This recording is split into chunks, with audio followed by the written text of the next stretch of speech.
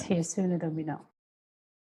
What do you feel your intentions are when you create art, be in any medium, or even for a client? Because I know you do a lot of client work.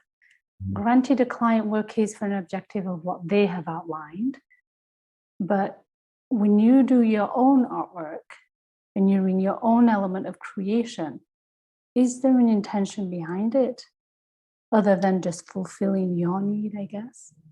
No, I think that's where like the line of being creative kind of comes in, is just I just channel it. And it's somewhat intuitive at some point where I'm like, okay, I'll start with something and I'll play with it and mold it, and then I'm like, oh, this would be cool if I did this to it. Because like honestly, even the golden rule, in the beginning when I started playing with it, I just had this like cool, landscape desert with the stars, and I started with that piece, and I started playing with making an object out of it, and I'm like, oh, this looks really cool. Like aesthetically, it looked great, but I was like, no, I want to do something more with it. And then I started playing with it, and I kind of got to this point where I'm like, okay, like this would be cool if I did this, and I don't want just one scene. And I'm like, oh, well, maybe I'll have this thing grow. And the story just kind of grew along with it. And it's like clay.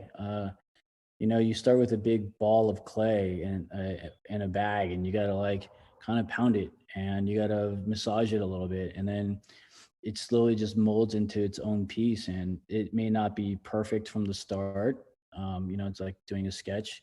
You kind of just little by little, you start defining what it is. At some point when you're like, okay, like this isn't actually a piece now, and this tells a story, this has meaning to it, I identify with it. And now that's, how I pretty much want to move forward with most of my work. Before it was just like, oh, this is cool, or this is abstract imagery, or just even, just creating these symbols that I don't know